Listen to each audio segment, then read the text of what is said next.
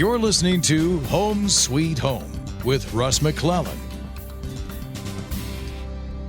Hey, welcome back to Home Sweet Home this good Saturday morning in April. Everything's just stable and perfect and lovely, isn't it, out there in the world? Or not so much, really? Interesting time. I'm talking with Fletcher Ellingson. If you want to check Fletcher out, and I highly suggest you do, Fletcher and I have been friends a long time, and he's been amazing to watch his career. He's been amazing to watch how he's evolved, and he's been through some adversity just like the rest of us, and tough guy. So if you want to look him up online, Fletcher Ellingson, ELLINGSON.com, or you can call Fletcher at 509-679-0927.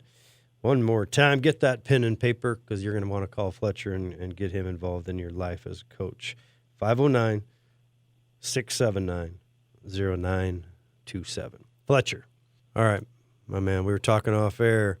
When you say good on demand, be good on demand, what are you talking about?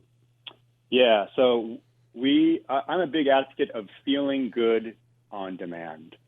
And what that means is not waiting for external circumstances to happen around me, which dictate how I feel.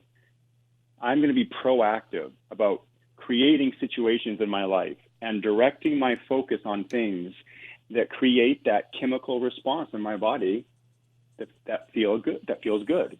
I'm going to do things. I'm going to focus on things. I'm going to say things that feel good. And I'm telling you, if you could look into our house, people would think we're crazy because the way we frequently talk around here is about how good things feel. Like when we get up, make our tea, oh my gosh, doesn't this tea taste good? Doesn't it feel good just to sit here and cuddle with the cat and do our gratitudes? Like we say these things out loud. Why do we do it? Because we are implementing new patterns in our life that feel good, and we want those to become the default. We want to break the pattern of complaining and negative thinking. We want to break it completely so that our default is feeling good. And that's all everybody wants anyways, right? They just want to feel good in life. Does that make sense? Yeah, it makes a lot of sense. In your business, I bet you find it challenging when you run across people that say, man, my life sucks. I'm going to hire Fletcher. Mm-hmm. And then they start feeding you, a person that doesn't really want to hear it, but does listen from an objective perspective, because I've been there with you. I've had a coaching session with you. And yet you have this ability to help them see the light. So it's pretty normal for people to not be like you, right? I mean, you're kind of an exception. Yeah. You spent a lot of years refining this. This just didn't come like you didn't wake up one day when you were 21 years old and go, oh, this is easy. Right? Right.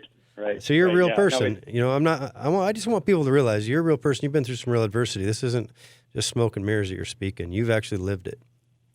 Yeah, no, and I appreciate that, and that's totally accurate. It's been a practice, right? It's a discipline. Now, does it get easier with time? Yeah, absolutely. But just like we said earlier, I surround myself with people who also think this way and behave this way and live this way, and so it makes it a lot easier for me because they're also talking about what feels good. They're also asking me what's working well in my life. And when I share what's working well in my life, I am focused on it. It feels good, and it expands, and I manifest more of it into my life. Yeah. I mean, right now, when you think about so many things out of our control, right? I mean, when you watch the news, like we talked in the earlier segment, New York City, bam. But if you stop and think about what you can control today, one of the things that I know you're big on is what you call the magic of contribution. Yeah. What does that mean? Yeah. So the magic of contribution. So Tony Robbins popularized this concept a number of years ago that there are 6 human needs. And one of the top human needs, not that it's a priority, but humans do prioritize it. It's not that it's more important. We just do prioritize this particular human need, which is the need for certainty. And we will do anything.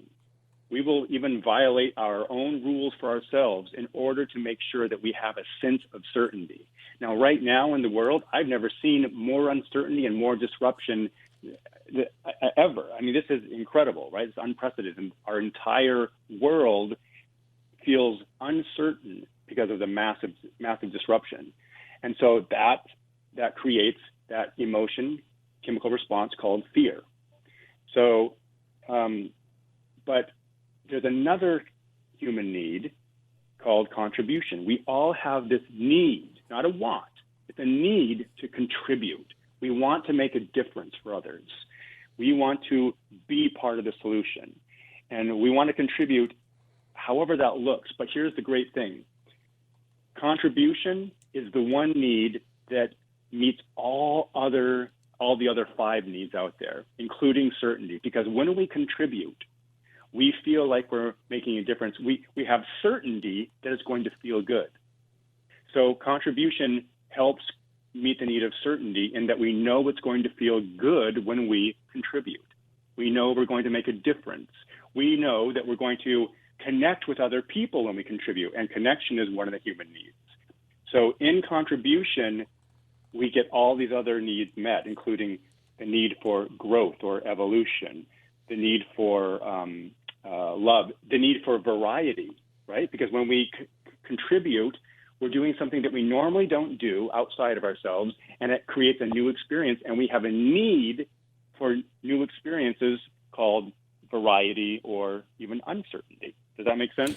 Yeah, absolutely. And being able to, right now stop what people are doing and say, okay, if I want to come from a place of contribution, what are some examples of things that I can do in this crazy time of uncertainty, which, hey, let's not sugarcoat it.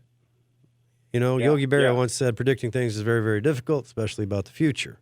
Well, our future is a little bit weird right now. I mean, we can't really use what, kind of that old saying, you can't do what you've always done to get what you've always gotten or something like that. Where right now we don't know what's going to happen next. So if that part of my brain is firing it as hard and as fast as I've ever seen it, that uncertain time, but certainty is one of my needs, and I want to change that and go from a place of contribution. What's a tactical maneuver I could do right now? You bet. I'm going to give you 4 or 5. Number 1, I started an online Zoom webinar on Wednesday nights, open to anybody who wants to join. I've heard they're amazing, by the way, bud. I missed it last week with my dad, but I talked to Luke, and he said... Right on. Yeah, he was on there. Yeah, and Sydney, yeah. Luke and Sydney are our business partners at KW here in our office, and they're just stoked about it. So sorry to interrupt. Yeah. So it was an open forum on Zoom. Just come, and it's called Get Your Superhero Mindset On. And it's all about creating an experience of feeling good on demand. And all we're doing is sharing what's going well in our lives, what we're grateful for, what were the wins today, what were the wins this week.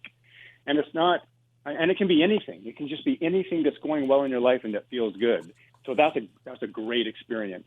Today, my wife did online yoga with a bunch of people from our community, led by Linda Kennedy here in Chelan. That was awesome. That's a way to contribute. She was doing that for free. 3 days ago, I was sitting in our living room, and there was all this honking of horns going on outside. And my son and I went to the windows and were like, what's going on? And there was a police escorted parade of cars, like 40 or 50 cars going up and down the streets of Chelan, honking their horns. And they had posters in their cars, that said, "We love you," and people waving from their cars. I mean, somebody organized an impromptu parade, and I think it was a bunch of the school teachers in Chelan. And that brought tears to my eyes. I mean, we were watching from our windows. Some people were out on their lawns, but waving. I mean, that was beautiful. I'll give you another one. Somebody put up a sign on a chain link fence in our neighborhood that had a great message on it. And we thought, God, what a cool thing. So the next day, Amy made a big sign. We went down there and hung it on their fence too. Now there's like 7 or 8 signs on that fence of positive messages, right? Or if you know somebody in need, send some money to them via Venmo or Square Cash. Or pay somebody's electric bill. We always make sure to give a little extra money when we pay our electric bill for the helping hands. There's so many ways to contribute. Or get online and say, hey, how can I support my community? Yeah, that's great. Hey, you said you teared up. Isn't that being vulnerable? Are you supposed to do that? Yes. Yeah, vulnerability. That's strong people, right? The new man's man, right? You can cry. Yeah. It's okay. I do it all the time. It's weird. That's right. Hey, man, being twisted steel, you can add a tear. Trust me, it's fine. It's fine to tell people how you feel. It's fine to feel vulnerable, because right then and there, you're what's called a human. It's okay. That's right. It's okay. And reach out, go online. Hey, I appreciate it. Is there anything else you want to say, Fletcher, as we kind of wrap up your time with us today? We got about 30 seconds, so I just want to make sure, everybody knows how much I appreciate you. I just want to say, if you're feeling like you're in the dumps, if you're feeling anxious, if you're feeling fearful, listen to your emotions. They have a message, but sometimes they get stuck on autopilot, and they get stuck on the fear. And it's going to be really important that you begin to learn how to manage your emotions and create the emotions on demand that you want to experience. Learn how to feel good on demand. Take radical actions, even if they're very simple things. Get really present to what's working well in your life, and ask other people, what's working well in your life? What are you grateful for? Because that's a great way to interrupt the pattern of usual conversation. Sounds great, Fletcher. I appreciate it. Very grateful to you. Get a hold of Fletcher, 509-679-0927, amazing life and business coach. Or you can just look him up online, send him an email, FletcherEllingson.com. Thanks, my friend. Appreciate your selfless behavior, as always, helping us out and calling in for today's show. Have a good one. My pleasure. All right, we'll come back in a few minutes and talk with Michael Maher with PrimeLending. Home sweet home. Thanks, Keller Williams. I love my dream home.